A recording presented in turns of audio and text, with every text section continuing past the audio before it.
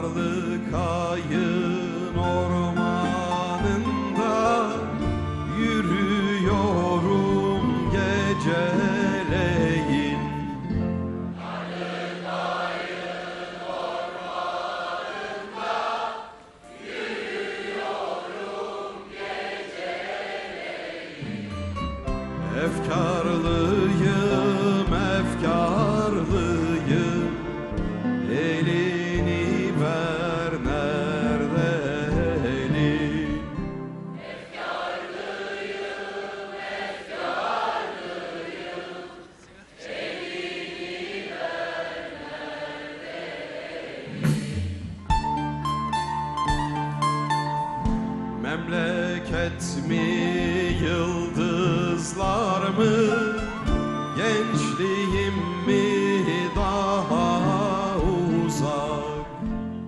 Memleket mi, yıldızlar mı, gençliğim mi daha uzak?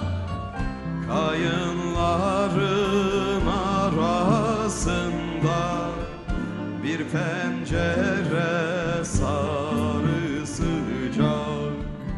Kayınların arasında bir pencere sarı sıcak.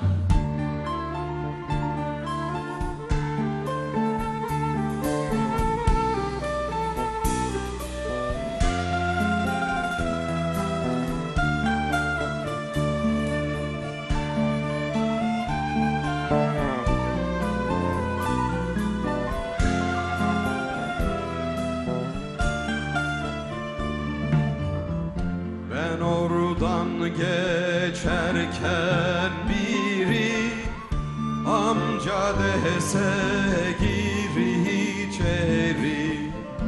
Ben oradan geçerken biri amca dese gir içeri. Girip yerden selamlasam hane içindekileri.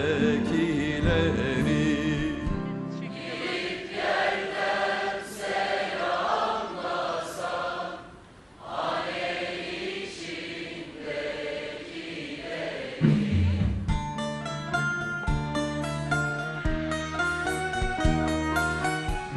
Yedi tepeli şehrimde bıraktım gonca gül.